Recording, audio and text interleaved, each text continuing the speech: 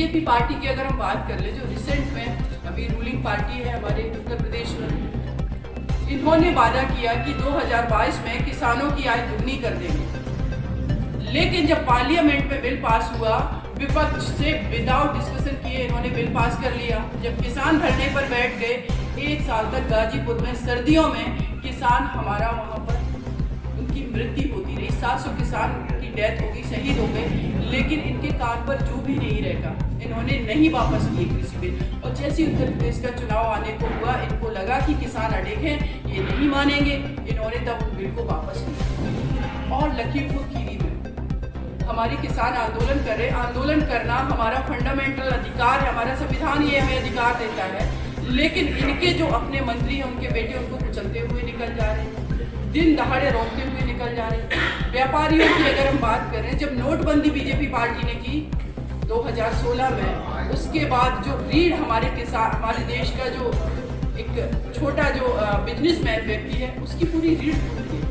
अपने बच्चों को नहीं पढ़ा पा रहे, उनके पास पैसे नहीं है। और जब हमारे वही व्यापारी कुछ अपना बिजनेस करते हैं और जाकर के होटल में रुकते हैं, क्योंकि मनीष गुप्ता हत्याकांड सभी जानते हैं, आराम से अपने दोस्तों के साथ होटल में रुके हुए हैं। क्या किया उत्तर प्रदेश प्रशासन की पुलिस ने? रात में जाकर के, उनकी कोई गलती नहीं, उस व्यक्ति को मार करके इन्होंने उनको मार डाला।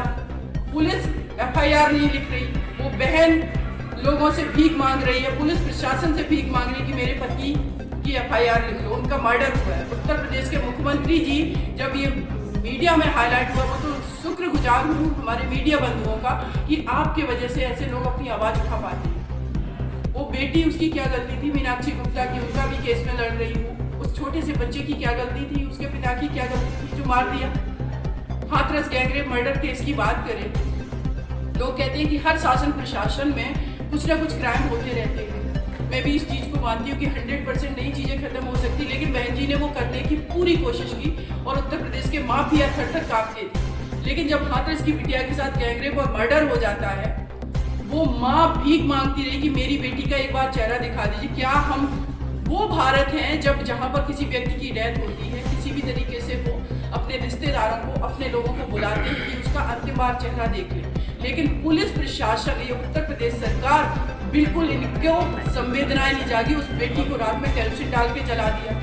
एक नहीं, हजारों बेटियों के साथ गैंगरेप और मर्डर हुआ। खुशी दुबे, आज वो बेटी जो कि नाबालिग बेटी है, बिकरू कांड की अगर हम बात करें, जिस बेटी की 1 महीने पहले, 15 दिन पहले शादी होती है, इतना घूंघट निकाली, उसको नहीं पता उसका पति क्या करता है, नाबालिग बेटी है, उसको इन्होंने जेल में डाल रखा है। अभी तक उसको बेल नहीं होने दे रही उत्तर प्रदेश सरकार। बेटियों को ये सुरक्षित नहीं कर सकती, व्यापारियों को ये मर्डर करवाते हैं।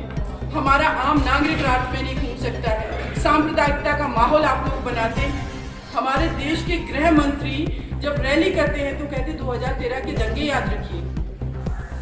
2013 के दंगे क्यों उत्तर प्रदेश याद रखना है? तो वो एक बुरे यादों के रूप में रखना है कि दोबारा कभी रिपीट ना हो। लेकिन इनकी भाषा शैली ऐसी होती है जो उन्माद फैलाती है, सांप्रदायिक होती है कि लोग दोबारा से प्रवोक होकर के उस तरीके के काम करें। लेकिन बहन जी का आप एक भी स्पीच नहीं बता सकते जिसमें उन्होंने कभी दंगे की बात की हो, चाहे वो धार्मिक हो, राजनीतिक, किसी भी तरीके की जाति धर्म से उठ करके। वो हमेशा डेवलपमेंट की बात करती। इसीलिए मैं यहाँ पर आई हूँ और मैंने BSP पार्टी इसी उद्देश्य से ज्वाइन की।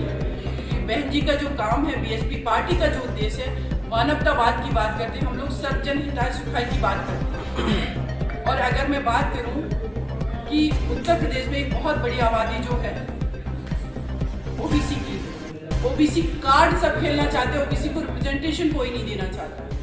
लेकिन बहन जी के शासनकाल की बात करें, सर्वजन हिताय सर्वजन सुखाय की बात की, चाहे वो जनरल समाज से लोग हों, OBC हों, दलित हों, महिलाएं हों, माइनॉरिटी हो, हर किसी को उन्होंने रिप्रेजेंटेशन दिया, चाहे टिकट डिस्ट्रीब्यूट। देखिए, ये तो अंडरस्टूड है कि कभी आप ये बात जो आपके क्वेश्चन में ये आंसर छुपा हुआ है भाई, कि बातें पूरे कर पाएंगे, क्योंकि अगर उन्होंने कभी किए होते तो शायद ये सवाल नहीं उठता।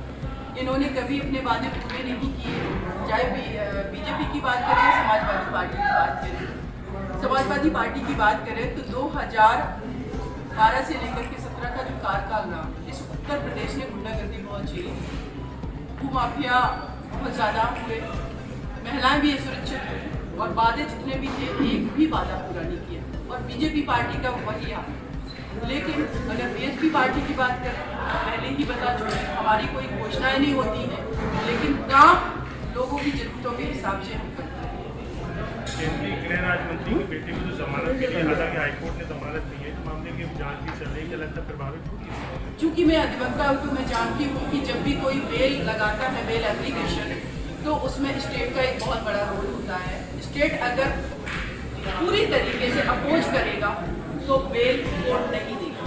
इसका मतलब है कि उत्तर प्रदेश सरकार ने जैसा ये खुशी दुबे जो बिटिया है उसके लिए अपोज कर रहे हैं, वहाँ पर विरोध कर रहे हैं बेल का, यहाँ इन्होंने सपोर्ट किया है, इसीलिए बेल मिल गई। एसआईटी गठित हुई थी इस केस में और एसआईटी ने ये मुकदमा 302 का बनाया, पूरे देश ने देखा बेल इन्होंने कैसे दे दी। तो ये तो यही दिखाने की कोशिश कर रहे हैं कि हम किसानों को मारेंगे, महिलाओं को मारेंगे, हम व्यापारियों को मारेंगे और हम अपने नेताओं की बेल भी करा लेंगे, क्योंकि स्टेट कह रहा है, स्टेट का मतलब उत्तर प्रदेश की जो सिटिंग सरकार है वो कह रही है कि हम अपने लोगों की बेल कराएंगे, क्योंकि हम निरंकुश, हम जो चाहेंगे वो करें। ये निरंकुशता है।